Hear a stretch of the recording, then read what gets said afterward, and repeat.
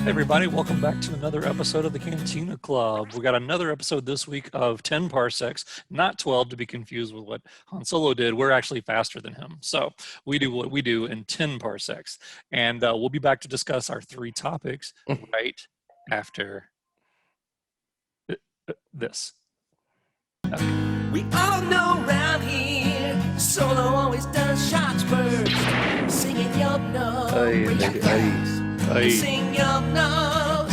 Sing it with me. Yup No. That's Can I right. do that one more time? I forgot to rename my screen. The names don't come through.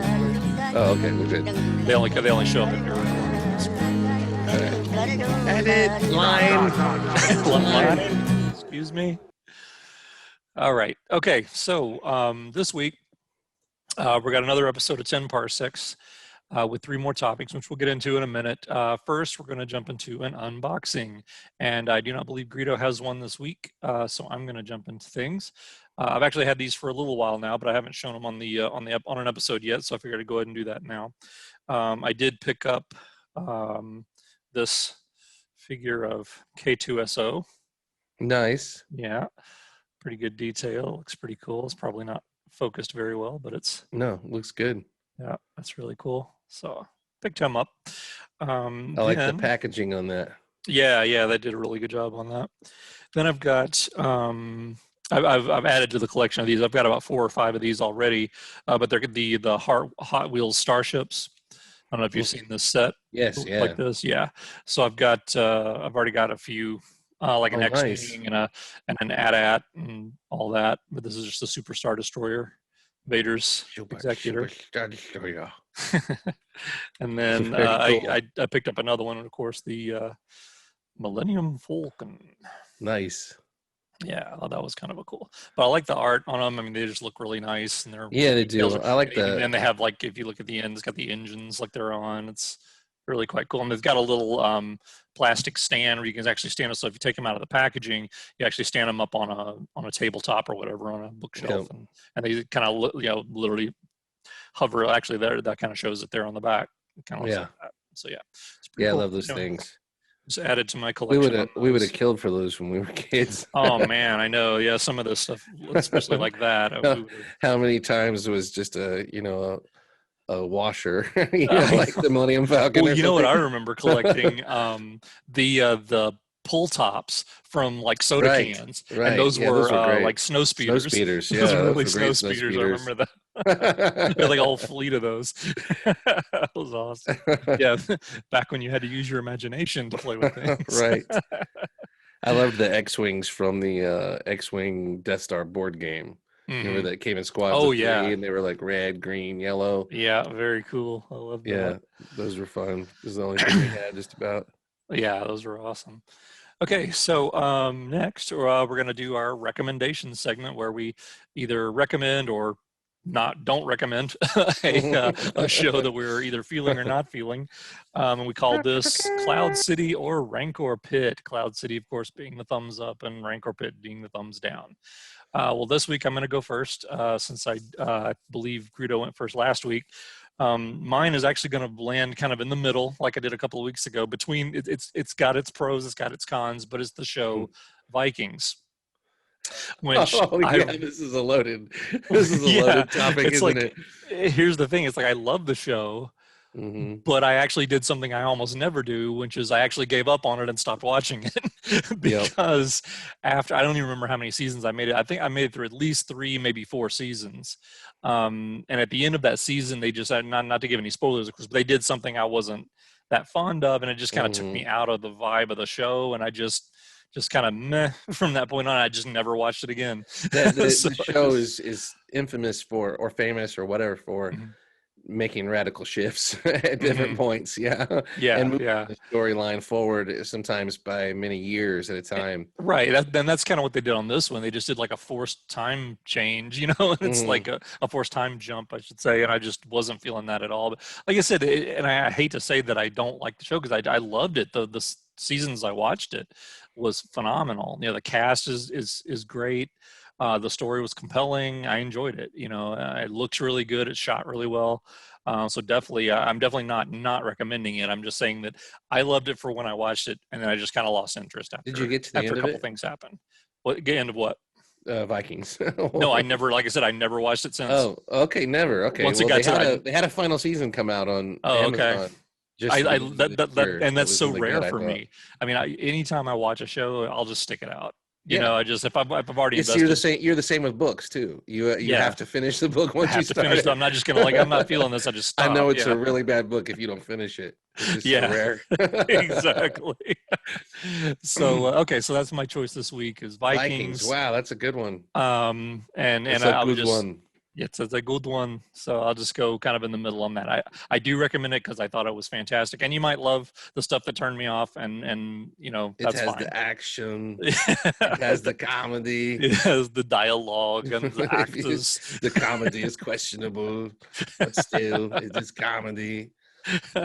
All right, Greedo, Yeah, what's your I'm with you. I love uh, Vikings, and I did finally watch it, but there's whole swaths of it that are bad, and you just have to muddle kind through the of bad stuff to you have get to to the good? resign yourself. Yeah, the parts of this are going to be really bad, and I think part of the ambition of the show was to cover the high and low spots of the Viking and Danish or whatever conflict with Europe and with Britain, Hmm. which lasted hundreds of years, Yeah, over and they try to 1,000 years condense or it into a something. They try to weekend. Yeah, condense it into a couple of generations. Yeah, that right. all Yeah. happened. Yeah, it's like weekend at Yeah, Igor's or whatever. What's a good Viking right. name? That was good anyway. But so yeah, so that's that. I would definitely recommend that, but that is Hmm. cheating. I'm not supposed to get an extra recommendation, but I'm gonna go Rancor Pit because Oh, okay. all this Cloud City stuff's too nice for me. I've been on Cloud City for a couple of You have had weeks a now. lot of Cloud It's Cities time to lately. slam something viciously again, and I'm gonna go with a show that really was just a huge disappointment for me, and just terrible on so many levels. And it's HBO Max. It was on HBO originally, I believe. Search Party, and Okay. you've probably never heard of it, Nope. I was but gonna say I've never even heard it, of that. I believe it's had 3 or 4 seasons, which is unbelievable to me. But it had at least 3, okay? And talk about the long weekend. The whole thing is just a long week or whatever, and it starts off with a really good premise that I'm not going to slam the actors or any, we don't do that. The No, people we don't do involved in the that. Yeah, production. exactly. It's a popular show, I believe, but the premise starts off interesting. Like you don't really know what it is, and you just sign on for the kind of journey or whatever. Hmm. And then by the time you realize what's going on, it's just a big gotcha, hollow, Mm, moment. just no Um, payoff. oh, it's one of the worst anticlimaxes ever you'll ever see, and you're like 10 episodes in at that point, the end of the first Hmm. season, and you're like, why did I do this? Because I was hanging on to get, kind of like you, I wanted to finish, and it was a mystery. It's based on a mystery, so I wanted to see the mystery through, and the revelation. It's another one of the HBO shows, which HBO to me has become kind of famous for this, of that type of humor that celebrates human selfishness. Uh, And you'll see it over and over and over again in HBO shows and in modern humor, basically, where the hmm. characters are so self-centered and narcissistic that they're completely clueless about everything else, like Hmm. kind of like Step Brothers, or Yeah. the Eastbound and Down, shows like that. Hmm. But even The Sopranos, to me, is just a towering monument to selfishness. It's incredible. I mean, it's really incredible. That show's incredible, the way they always bring it back to that. They never let that fail. Very well done. But it's just beginning to stress me out. Like, there's one too many shows just about selfish pricks, and I got into this show thinking it was going to be a mystery, and there's going to be this, and I'm sure the people who created it are just laughing their ass off that I watched it, not knowing what it was, and they got me. But it's just a show about a bunch of selfish pricks, and I guess, I don't know if they're millennials or what, and maybe I don't like millennials, but yeah, the whole shtick gets so tired, and they don't Yeah. reward you with a damn thing. Search Party on HBO Max. Avoid it like the Vikings avoid the plague in Vikings, and you'll be doing yourself a huge, huge favor. Terrible. Nice. And I don't pan a lot of stuff. I try to find the good things, but this went way off the rails. It was wrong. It sucks. Into the Rancor pit, pulled pork for everyone. The Rancor will be serving up Gamorrean guard later. Gamorrean guard for all. Yes. There's no trichinosis in space. You can eat it as rare as you like. That's right. No trichinosis. You may just get a chest burster later if you eat it too raw. But nice. Okay, so all search right. party is a big our no-go, and Vikings is a you decide. yeah, you decide. It's a recommendation. I loved the part that I watched. I just got turned off by it bad enough to where I just let it go. So, and I'm glad I watched the part that I did watch, because I said I got a good 3-4 seasons out of it. It was a very, very, very well done show for that point. So, all right. So that's basically it for our Cloud City and Rancor pit this week. And next we're going to get into 10 Parsecs, where we talk about our 3 topics for this week. All right, so 10 Parsecs this week. Three more subjects we're going to discuss. First of all, Star Wars. Is it science fiction or fantasy?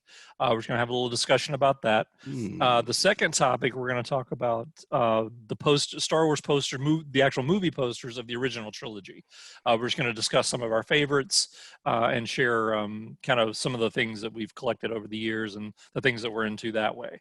And then finally, the third one, we're going to discuss favorite people that we've met that are attached to Star Wars in some capacity, whether it's acting or on the crew or something behind the scenes or whatever. And we're just going to discuss some of our favorite actors that we've met and had conversations with over the years. So again, the way this works, each subject we're going to have 10 minutes to discuss. When the timer goes off, that's it for that particular subject. We'll move on to the next one. All right, so are we ready to begin, Greedo? I am ready. All right, so we're on the clock. So, Star Wars, is it science fiction or fantasy in your book? Let me check my book. Okay, this is another one of those subjects that a no-brainer. Okay, I'm sorry. Go ahead. Well, no, it's. As Obi-Wan said, the truths we cling to, are often dependent on our own point of view. And of course, he was saying this to explain his blatant lies. His own lies, yeah. But I've always been of the opinion that it is fantasy because it does not follow any scientific rules whatsoever. And there's so many genres blended into Star Wars that you can make an argument. I think especially with the prequels, that the prequels are more sci-fi. I agree. I completely agree with that. Even though, again, there's a queen and a knight and all that, sure. All those elements are still there. It didn't take a left turn in science fiction. It just brings a few more elements into it, like midi-chlorians, for example. It reflects the design aesthetic, to me, reflects more of the Flash Gordon. I agree. Yeah. Old school, 50s, even like... what was the original movie, Metropolis? With that sort of aesthetic design from. Yeah, it has more of that kind of aesthetic in it, where you'd almost expect what's the good year, like blimps, like that kind of thing. Airships. Airships. Yeah, you almost expect that kind of thing in the prequel trilogy. But Star Wars is a blend of samurai epic, western, old school, shtick kind of sci-fi, not real serious sci-fi, Flash Gordon kind of stuff. Yeah, and then fantasy, and it has elements of Lord of the Rings in there. It has, they're not afraid to call, for the regular people, to call the older Jedi wizards and things like that. So it comes from a shared American experience being mashed up and in a galaxy far, far away, but we're still anchored by, we see Han Solo, being affectionate with his hot rod and saying, you don't know the modifications I've done on this. We don't know if it's going to break down or not. That's very Americana, Oh yeah, absolutely. But you have Alec Guinness, dressed in a kimono and or whatever, and having a samurai sword and everything. So, but at its core, I think you have to call it a fantasy, and you have to call it fantasy combined with myth, because there's a lot of mythology reflected in there as far as the hero's journey and the relationships between gods and mortals and Mm-hmm. fathers and sons and daughters and things like that. So Right.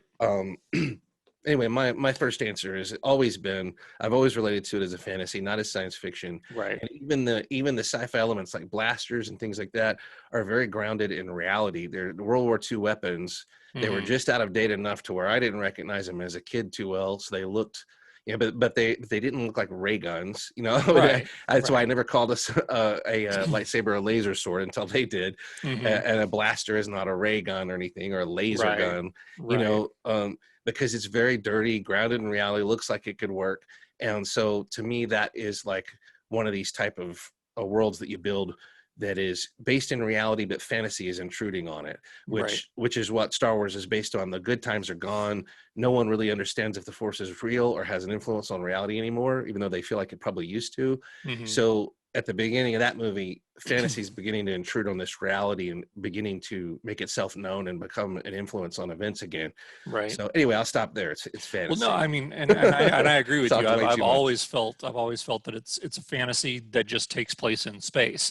People have a Hmm. tendency to take anything that happens in space and label it as sci-fi, which is not necessarily the case. There's just You so know, little science in it. exactly. Well, that's what it is. You've got It's things like just the Force, which is magic or this mysticism or religion or whatever you want to get into.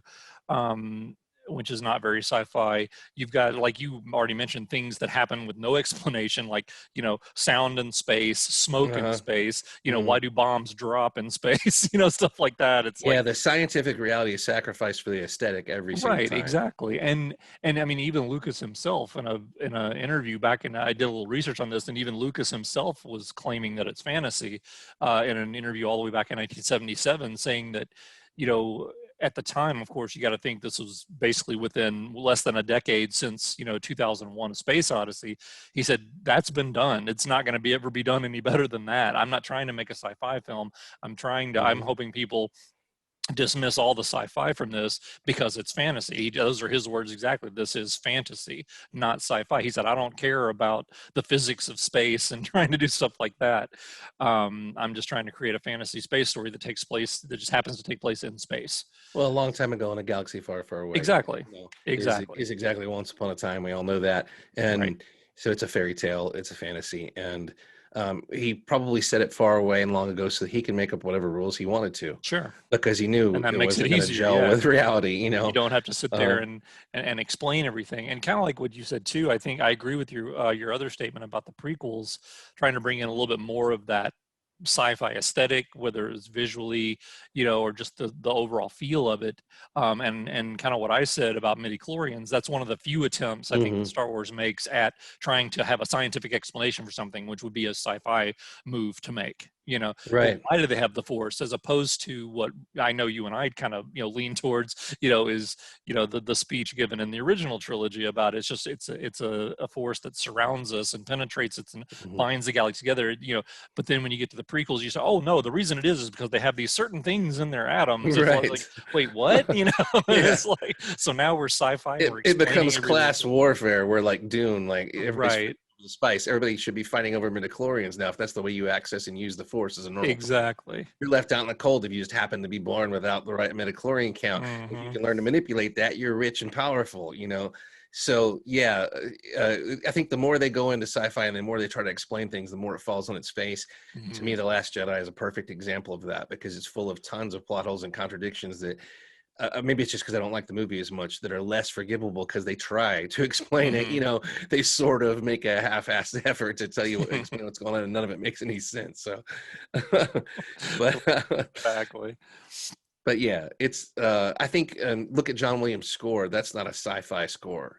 No, You exactly. can't put That's that not with a your lot of traditional sci-fi sci-fi movies. score at all. Yeah. No, it's heroic themes. It's myth and fantasy, Right. And and then and you make a good point too about bringing the mythos into it, bringing myth and the whole Joseph Campbell concepts and things like that, King Arthur. Yeah. you don't usually get that a lot in sci-fi either. You don't really see any of that in Star Trek, and shows that try to tend to focus more on the sci-fi aspect of things. And another kind of point, this isn't necessarily to the point of what we're talking about, I guess, but that whole feel of that lived in universe, like you said, everything is old, like, even compare that to Star Trek. It's like everything in Star Trek looks brand new, like it just came off the assembly line 5 minutes ago. It's everything sparkles, it's so clean and perfect. And Star Wars, you can tell it looks like our world. It looks like it's just a dirty, dingy place that people have keep lived stuff around for millennia. Yeah, exactly. Resources are limited. In Star Trek, they just ask for it and it materializes in a little cupboard exactly, or whatever. Yeah, exactly. Yeah, Nothing. anything you want to eat. It's like, wow, that takes all the conflict out of everything, doesn't it? But right. Nobody's worried about a thing. Right, exactly. But yeah, like you said, I think the aesthetic also kind of leans towards fantasy as well. I think you made a great point about that too, because there's just this stigma is not really the right word. I'm not really looking for the right word, coming up with the right word. But like you said, like saying the old Flash Gordon things and the things that were trying to, like, kind of the original 50s sci-fi stuff, there was a certain look to things that just looked so futuristic and, Right. so quote unquote sci-fi, I guess, it's kind of been cliched, stamped that. But like you said, it's just things looked familiar in Star Wars. Like you said, it was just repurposed, German Lugers or whatever, put a couple of, like, a scope on it and put a little nozzle on the end of it, and you got Han Solo's blaster. Right. It's something that's more accessible in our reality. So we don't have to make as much of a leap mentally to kind of grasp what that is. The most sci-fi thing in there probably is Luke's robotic hand. No, that's a really good point. They blatantly show you he's part cybernetic. The droids are sci-fi, but there's plenty of anagrams for that in myth and fantasy and stuff like that. Sure. But you don't see a lot of problems in Star Wars solved by science. Even the Death Star is you hit a tiny target using a supernatural skill. It's basically Robin Hood. Exactly. That's a great splitting point. Phillips arrow or whatever. You're making the impossible shot. There's nothing science. He turns off the computer and relies on mysticism, and a spiritual force or whatever. Obi-Wan talking to him. So that's one of the brilliant things about Star Wars is its timelessness, and the science feels more like World War II. A mix of World War II than it does modern science. Like, why would they send these holograms? It's like they're sending messages this way to each other, and why is R2 carrying these plans are so important when they could just transmit them or something? Right All right, well, that's our time on that subject. I think we both agree that we're kind of grounded in fantasy on that, on Star Wars. Just go watch Willow, or don't. But 2 weeks in a row with a Willow reference. Yes. There we go. Well, there is Star Wars with the fantasy skin. Just put on it instead of the science fiction skin. Put on it. All right. So the next topic we're going to discuss, and we'll see how well this goes, but we're going to be discussing our favorite original trilogy Star Wars movie posters, the kind that you would find in the theaters and some, the international releases and whatever. We're just going to talk about some of our favorites from the original trilogy, and I'll be putting up graphics to kind of actually show you which poster we're talking about, so we won't keep you guessing. Otherwise, that would be really boring for the viewer. So, all right. So we are now on the clock for the subject. So I'm going to turn it over to our resident Star Wars poster expert. Really? that is Greedo. So take it away, man. What are your preferences? Okay, well, I think I'll just start this off by saying probably my favorite Star Wars poster. And if you don't know about Star Wars posters, I mean, I'm sure you do, but just look into, there's so many more than you think there are. It's such a great works of art have gone into them, the presentation, everything. There's just a wonderful history, and artists have worked on them. I think everybody tends to think of, I hope I don't mispronounce his name, but Drew Struzan as kind of the penultimate Star Wars artist, but really it's because of Jedi and then all the work he did for Lucasfilm and Spielberg and everything, prior to and after that. Star Wars had some other great artists on it, from the first two movies. But my favorite is probably the Star Wars theatrical style C, which is the poster, which has the trio of, Han on one side, Luke in the middle, and Leia on the other, and they're all firing their blasters. Right, the one where Luke's firing straight at it's just like a glow in the barrel of his gun. This one right here. Yeah. Yeah, that one. That's actually my And favorite one from the original Star Wars film as well. That's my I think favorite. that's my favorite from the from the whole From the whole trilogy, original trilogy. trilogy. Okay. Yeah, and Gotcha. it's ironically one of the only ones that I don't have an original of. Oh So wow, that is maybe that's weird. why Okay. I think about it more than the others, because I'm always looking for a chance to. But it's a very expensive poster and has been for a long time. Unlike some of the others that have, Hmm. the value has gone up and down, and you could have gotten a good deal. That one in good shape is pretty hard to not spend $1,000 and up on, and usually Hmm. way more than that if you're getting a rolled version that doesn't, wasn't folded for the theaters and Right. all of that, and it was actually an original. It's also been bootlegged a lot, but a lot of the bootlegs and things have been used for autograph hunters to sign on and things like that, and that's totally fine. Hmm. They had the bootlegs have their their own value just for display and stuff too, as long as you know what you're getting. Right. So that's another thing when you start looking into these and you want to buy some, make darn sure if you're paying an original price, make sure you're getting an original. And Hmm. there's resources on the internet and groups on the internet and things that will help you with that. But it's a lot of research. But anyway, the Style C is probably my favorite. That's what I'll start with. Tom Chantrell, I think is how you pronounce his name, was the Hmm. artist behind that. Okay. There's also some great stories about the original photography session that there was some people that posed for that in their apartment. Oh. Oh There's an wow. original Princess Leia with a blaster, with a gun, and Oh they, cool. yeah, it is. I tried to find it before we got on about this, but maybe I'll find it and send you the pictures to include in Hmm. the episode when we're doing the editing. But there's some really cool old photos of people just goofing around. One's pretending to be Luke and holding a Hmm. broomstick or something. I don't remember. But you can see the poses directly reflected in the final poster. And it's Right. very cool to Okay. see that. Mhm. But one thing I love about the poster is that the characters look like I saw them in the theater. Right. I always kind of didn't connect with the original Star Wars poster, The Hillenbrand. Hildebrands, yeah, Hildebrand. Yeah. Yep. Hildebrand, and Hmm. then who was it? There was another guy who did one Yeah. similar. I can't. The name's escaping, but I know what you're talking Um, about. but yeah, those didn't look enough like the actors, but they Hmm. didn't. I don't even think they had pictures of the I think actors to go I think by those when were they did actually it. done before the actors were cast. So yeah. Right. So what do you expect? But the Style C is I really love that more realistic portrayal of the Hmm. ships, the armor, the lightsabers, the Yeah. I characters, always the gravitated blasters towards that as firing. There's well. action in it, and as a kid, I was always drawn to that, and it's still my favorite. Yeah, What about absolutely. you? Well, that's my favorite as well. I'll give an honorable mention, which is actually one of how you pronounce it, Hillenbrand or Hildebrand, Hildebrands, yeah, Hildebrand, I the believe. the landscape version of it, the one that Right. has more off to the side. It's not a vertical standard size poster. It's more of the vertical. It was But probably used on a British quad, and mhm, which is the wider version of the posters used right, overseas and in England yeah. and things like that. I've always really liked that one. I thought that was, and then I think that, if I'm not mistaken, that might have been the cover of the original theater program. Yes. Yeah, so that's the one Well, I'm thinking of. you might also be thinking Or no, I'm of, thinking of the one that has Obi-Wan on it as well, right? yeah, and then has all the fighters ascending. Oh yeah, yeah, yeah. Okay, so no, There's I am talking about yeah, the Hillenbrand one. Okay, the Hildebrand one.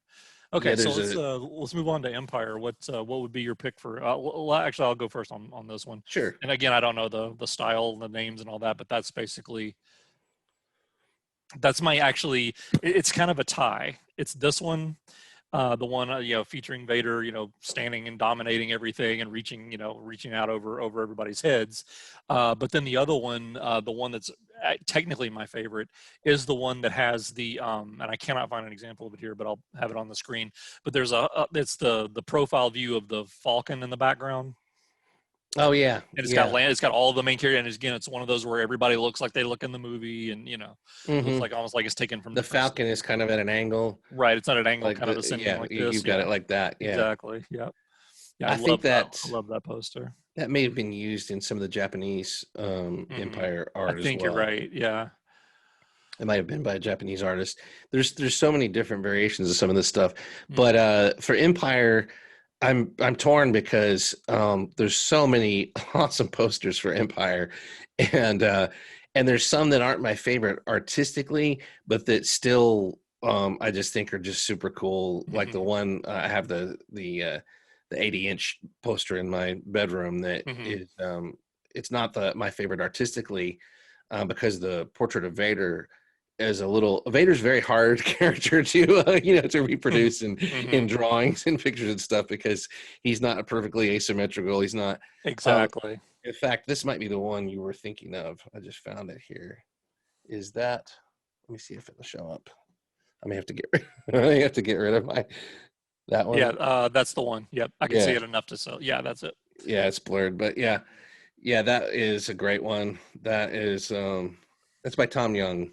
I think it's pronounced Young, Jung.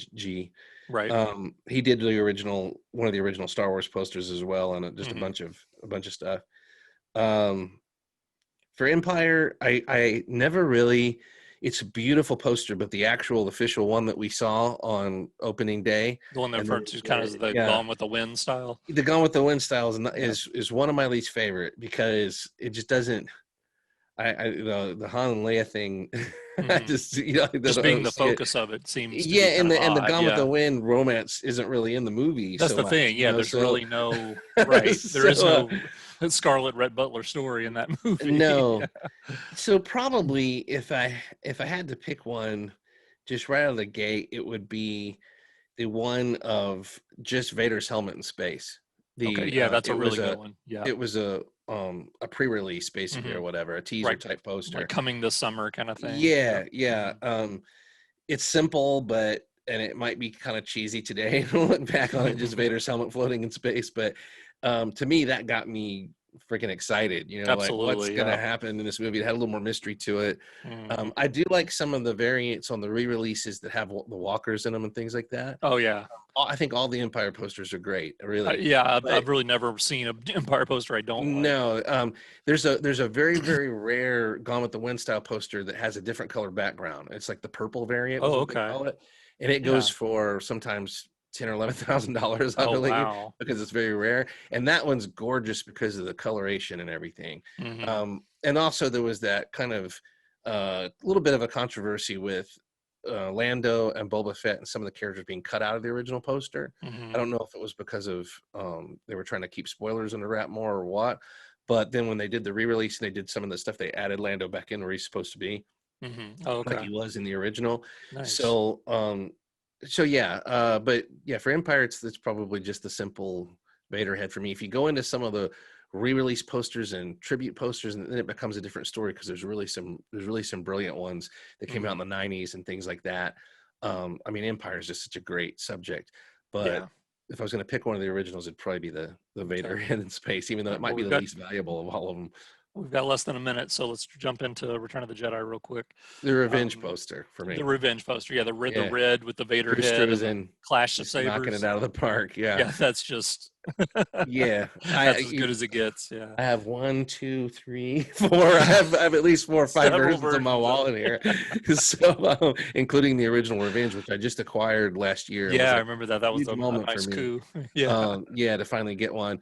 And I will say, for Return of the Jedi, I've always been fond of the hands saber poster. I was just about to say the exact same thing. I was going to say the legend is those are George Lucas's hands that they modeled it after. Right. And I do have one signed by Mark Hamill here that we got together at Celebration.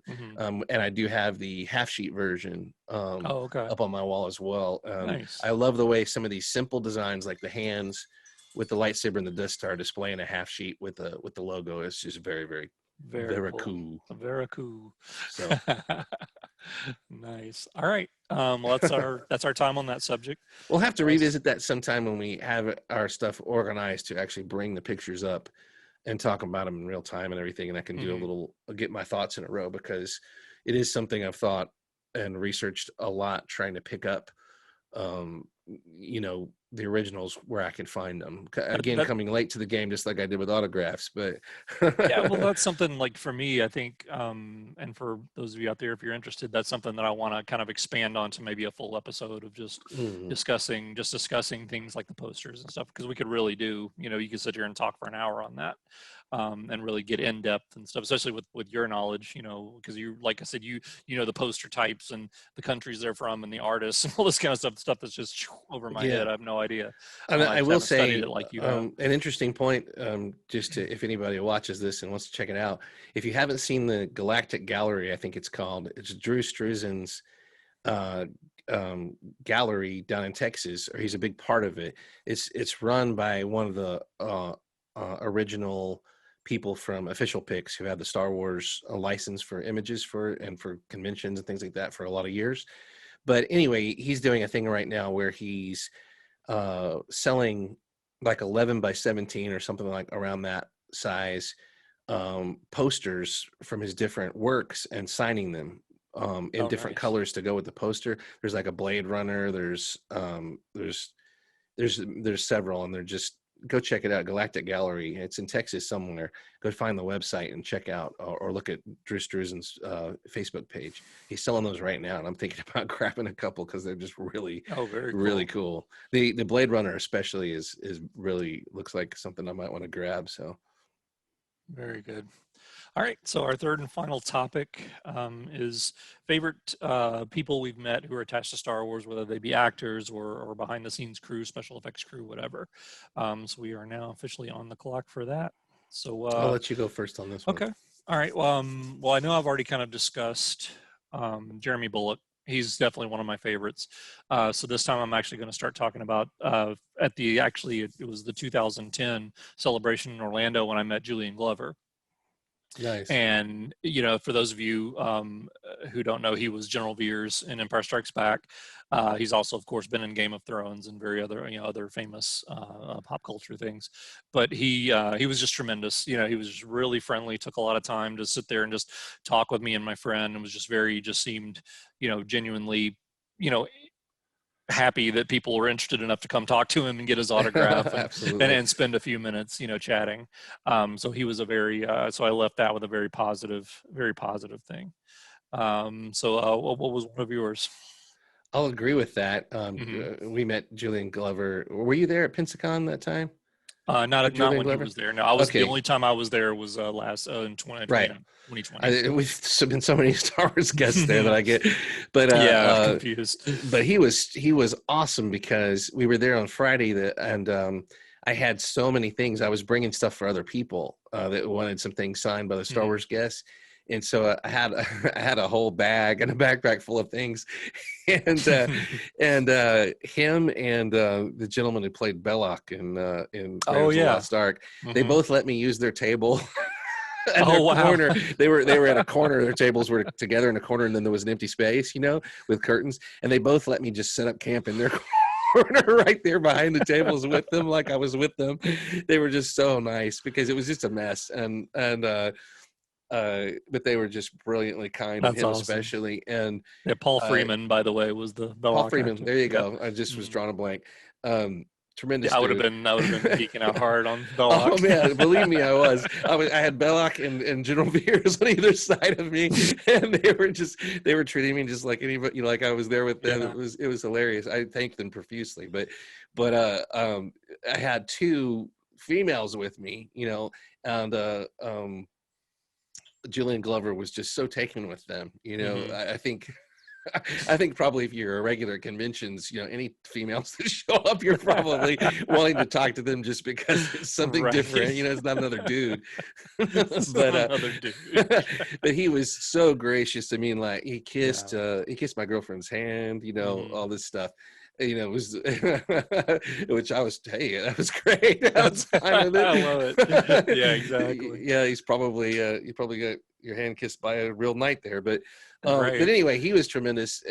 Just like you said, Jeremy Bulloch is legendary, and will always be number one for me because of Orlando 2017, when we had a brutal experience in every single autograph line we went through. The best experience to that point almost was Mark Hamill, and we didn't even really get to talk to him. He had laryngitis that day, and he was resting for his tribute. And the Tops crew were incredibly rude to everyone that was in line and stuff. And so you felt they were trying to guilt you into not even looking at him or anything. Anyway, but at the end of the weekend, we talked to Jeremy Bulloch, and even though he had a tremendous line and stuff, and I felt you're always feeling a little torn because you want to talk to people, but you don't want the line to stop. Well, he stopped everything and talked to us, and was so personable and such a gentleman and funny. And he was making jokes and everything. And told us he saw Irvin Kershner's autograph on our poster and started telling us stories about Irvin Kershner. And so, you know, that weekend was exhausting, and we were at the end of it, and it had been brutal, kind of meeting some of our heroes and having them be, you know, as exhausted as we were and not interested. You know what I mean? I'm not going to knock any of them. It was just a very brutal weekend. So that made up for so much stuff and just lifted us above the clouds. We were able to walk out of there feeling great. You know, I was getting disgusted even looking at my poster. Like, I wish I hadn't done any of this at that point. And he kind of turned around. Some other people there did as well. But I also want to say my number one of all time has got to be Irvin Kershner, because he's just such an important figure, and it was a one-shot deal. It was a one-time deal, and I only got to meet him the one time, and he was just incredibly gracious to everyone. We saw him at a screening of The Empire Strikes Back Special Edition when it premiered in Memphis, Tennessee, and it was total coincidence that I heard he was going to be there. He was teaching a class at University of Memphis at the time. And made the time to go out and mingle with the fans. So we got to sit in The Empire Strikes Back and watch The Empire Strikes Back with Irvin Kershner. You know, so you just can't top that. There's no way. It'd be like watching Star Wars with Lucas. You know, I mean, we're very close. You know, absolutely. And then he hung around in the theater foyer afterwards. You know, next to the stale popcorn and everything. And the place was mobbed at first, but it slowly cleared out.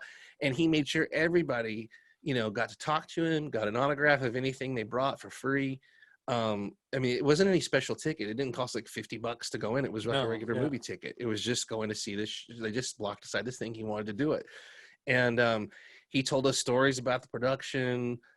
It was just incredibly nice and approachable and wonderful person. And that will always be my number one until something better happens. Let's keep our fingers crossed, but that's my number one encounter with a very unique director of The Empire Strikes Back. So clearly I would be remiss, and so would you, if we did not mention last year meeting Angus McGinnis.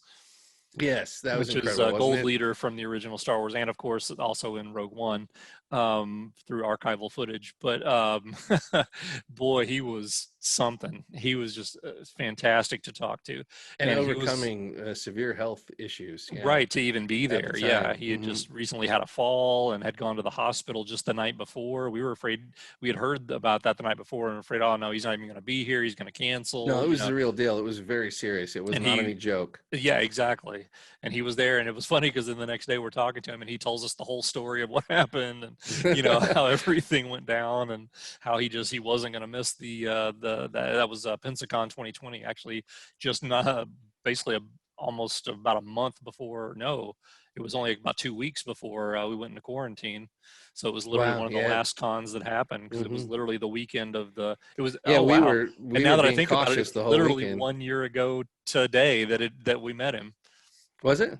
It was 1 year ago today. Was it last weekend or was it this weekend? No, this weekend, because it went over the end of February, beginning of, because it was like February 27th through March 1st. Wow, that's last crazy. year. And we're and as we're recording this is on February 28th. So this is the day. And he did recover. He did recover, and I kept track of him on Facebook and stuff of what happened afterwards. But you really can't describe what an incredible dude he was to meet under those circumstances. He was in a wheelchair, and we were just concerned about him, really, you know, and talking to him about that is kind of what got him to open up to us, because we asked him how he was, and you know, please don't push yourself. Actually, we're concerned. We cared about his well-being. So, but yeah, what a tremendous guy, and some of the Hollywood stories he told us and stuff. We talked for a long time. Yeah, and got over a couple of different trips, you know, because I know Greedo brought a couple of items to get signed, but we didn't want to hoard all his time and get them all at once. So we would get an autograph, we'd go see someone else, then we come back, you know, an hour later and talk to him again. And he just took so much time, because we were also lucky in that there weren't a lot of big lines at that point. for him. So we weren't holding up the line by talking to him. And he just sat there and told us these Hollywood stories, and not only stories from the Star Wars set, but from other films and things that he's been in a lot of things. Yeah, because he's been in like Vikings was one to speak of. Vikings. He was actually in and Witness with Harrison Ford back in '85. He told us some really funny, interesting behind the scenes. It was stories very on that. interesting. Yeah, about some things that are actually in the movie that were basically accidental and just because they worked, in the moment. And anybody that thinks that that guys like him don't take acting seriously, just talk to him. I mean, he's a very serious actor. Does. Yeah. But yeah, he was fantastic. Just such a great. That was a really great con. I'm not gonna lie. We had a lot of great experiences. Some great panels, some great autographs. We got lots of behind the scenes. I know Greedo got, one of his Jabba's Palace poster signed by quite a few behind the scenes guys. So it was a great convention, but he was absolutely, for me anyway, the highlight. And that actually, believe it or not, actually tops Dennis Lawson, believe it or not. No. And if anybody knows what a huge Wedge fan I am, I have to give credit to Dennis Lawson. He was the number one because he's freaking Wedge. He was the crushing blow. The cool thing about when we talk about best guest or crew or whatever that we've met, there's so many, because incidents like Orlando are the exception, not the norm for us. Right. We've usually had really great experiences. So a lot of folks after that were kind of redeemed this. I was almost going to stop meeting guests and getting autographs and things, but so many people kind of redeemed that experience afterwards. Right. Now I'm a lot more comfortable. But that is one thing I'll say about these experiences. The good have always outweighed the bad by a long shot, by a long margin, by a great margin. I can't say that about Orlando, but I can about everything else. Yes, because I think that by the time we were at 2017 Orlando, the only autograph I got was Mark Hamill. Yeah. And you got a beautiful autograph. You got what you paid for. We didn't, but we got a photo op with him, which made up for not being able to talk to him with the autographs. Really. Right. Because he was so cool in the photo op and everything. Absolutely. Yeah. It was fantastic. So I would definitely say that my good experiences far outweigh the bad. And please, nobody out there take anything I say is dissing any actors or no, we don't do that or anything. We never do that here. Yeah. No, it's just reality. Some experiences are better than others. We totally understand. Yeah, it's brutal for everyone sometimes. What happens? People get tired too, and they, I can't imagine trying to sit there for 5 hours and sign 3,000 autographs and try and talk to every single person that walks through that line. That would be unbelievably exhausting. So. And everybody says, "We love you. You're our favorite." Yeah, you're the greatest ever. The same stuff over and over again, usually. Exactly. Which what are they supposed to do? But so that is that's 10 parsecs for this week. Our latest 3 subjects. Any parting shots before we sign off this week? Yeah, Dennis Lawson is not a prick. No, he's not. He's a great dude. He told me at Knoxville, Fanboy Knoxville convention, I said, wow, you're not a prick like everyone says. And he says, please tell everyone that I'm not. And so I said, I promise you, I will tell everyone. So anytime it comes up, I take the chance to tell anyone who's listening he's not. It's so overblown and ridiculous and based on a lot of things that were misinterpreted, or that people holding people to a ridiculous standard and just forgetting they're human and stuff. He was such an incredibly pleasant surprise. I still have to put Kirshner, and Jeremy Bulloch is legendary, but Dennis Lawson was one of the most surprising, because I expected one thing and I got completely the opposite. And it was a very pleasant surprise. So yeah, I'll make sure I'm including some photos at this point. First of all, our accidental recreation of a moment from classic Return of the Jedi moment. Yeah, the high fives from the teddy bears fireworks. Teddy bears, fireworks. And then I should have held up a teddy bear in the foreground. And just the picture of me meeting him with the just look of sheer joy on my face. It's just so unmistakable. That is literally the definition of an ear-to-ear smile.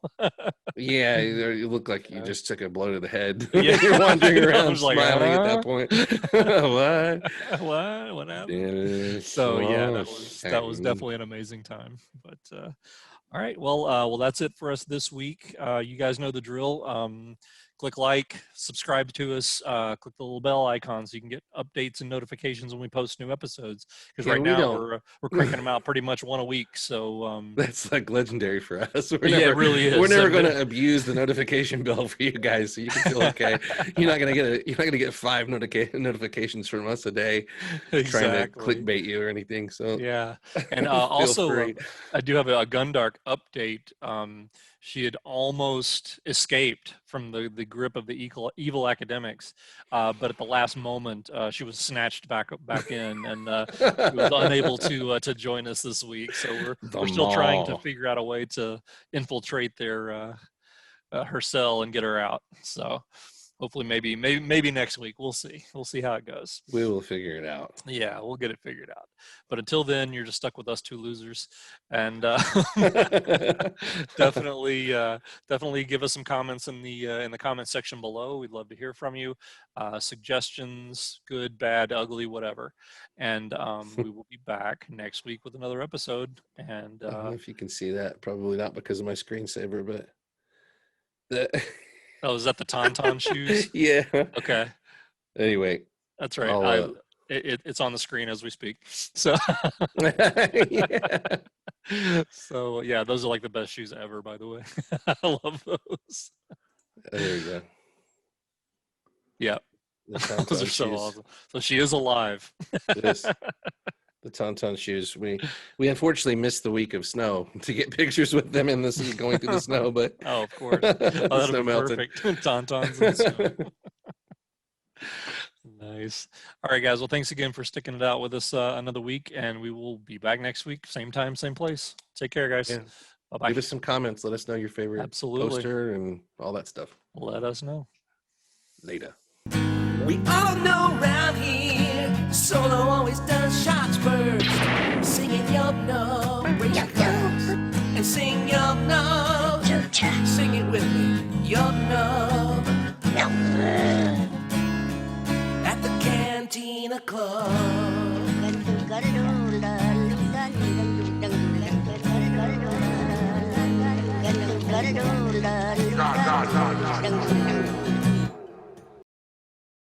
But before we do that, we're going to take a time out, and I'll be right back.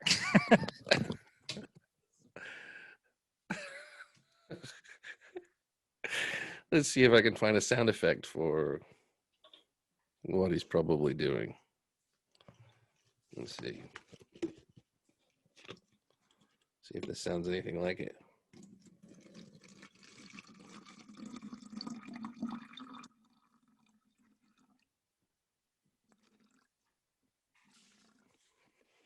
Could be. I don't know. Okay.